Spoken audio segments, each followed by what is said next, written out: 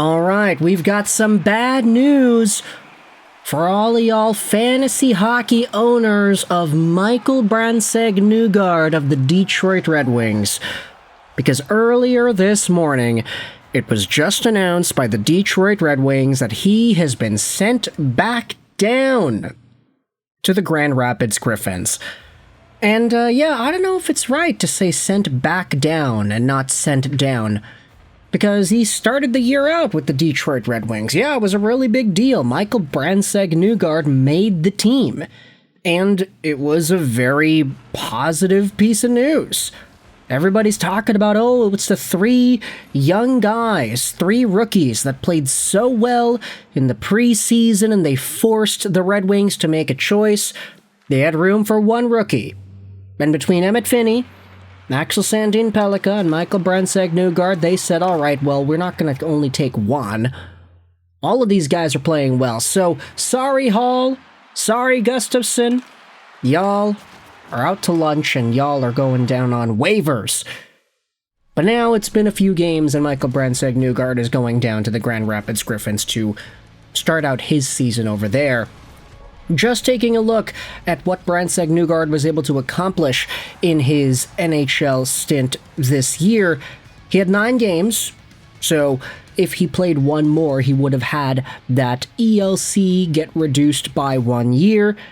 He had 1 assist. That's it. -5, 2 penalty minutes, and now he will be going over to the Griffins to continue and hopefully progress a little bit more. You gotta remember, this is a guy who wasn't really all too productive the past few years when he was playing hockey, mostly because he was playing in pro men's leagues in Sweden, and for the most part, right now, he's only 20. So, Michael Brandsegg-Nygård was doing all of his development in the top Swedish leagues from the Allsvenskan to the SHL as a teenager, essentially. So it's not surprising that his production was never really standing out.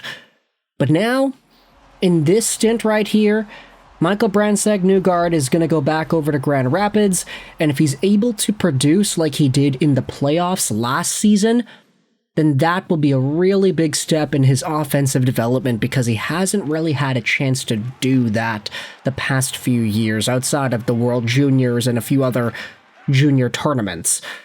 Now, for Brandsegg-Nygård in the NHL, yes, it's amazing that he was able to make the team and that he actually found himself a home, but I think we can all agree that Brandsegg-Nygård was a little bit better, and it seemed that he was more dynamic and was able to make it work a little better in the preseason. It's, of course, why fans were so excited to see him make the team, because he was producing. He was one of the most productive, if not the most productive players in the entire preseason. Don't let the 1 point in 9 games in the regular season let you forget that Michael Brandsegg-Nygård forced his way to earning a spot, because he was one of the most productive players the preseason had in the entire NHL. It was a very rightfully deserved spot. But now it's like, NHL gameplay gets a lot tougher once the regular season begins. Just because you're productive in the preseason doesn't really mean that anything is going to translate. Remember Ty Rattie with the Edmonton Oilers all those years ago? Everybody thought, Ty Rattie is going to be the best player to play with Connor McDavid. He's getting all these points. But then the regular season came around and it's like, wait a minute, this guy can't really do anything. Michael Brandsegg-Nygård can do stuff.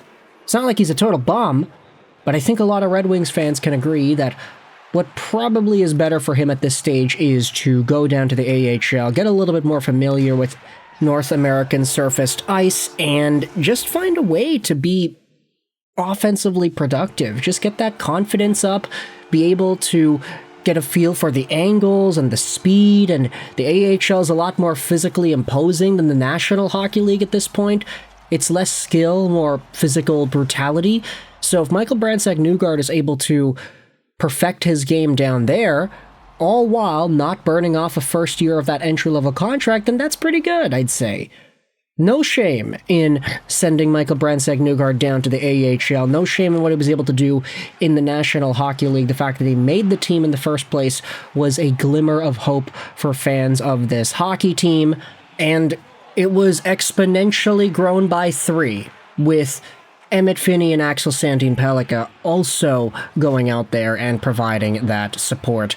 I think common consensus from Red Wings fans at the moment is that Michael Brandsegg-Nygård, while he was really good in the preseason, he's just not ready to hold on to an NHL role for 82 games.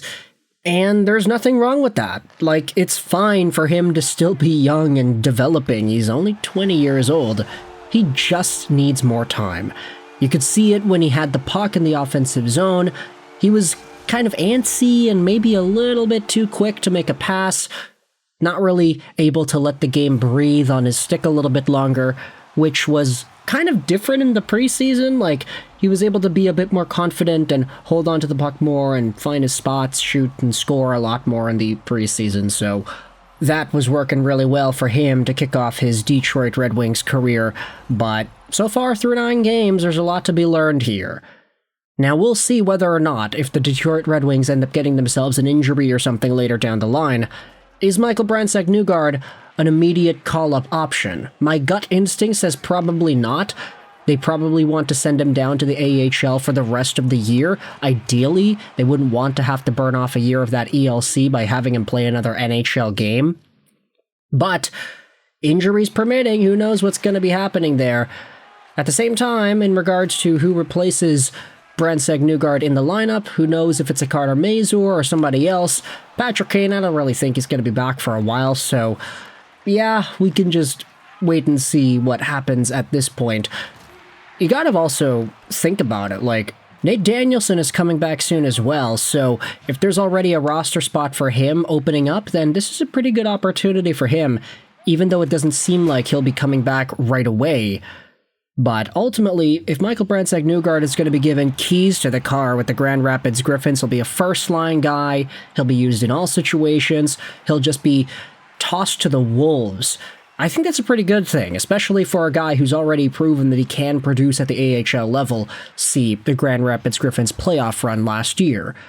So for Michael Brandsegg-Nygård, it's the first of many rookies getting sent down. We also saw Braden Coots in Vancouver get sent down early. Jet Luchenko got sent down. Brady Martin got sent down as well. So yeah, we're sort of getting to that period where if these rookies are not able to hang, they're going to be starting to get sent down at this point because 9 games is approaching.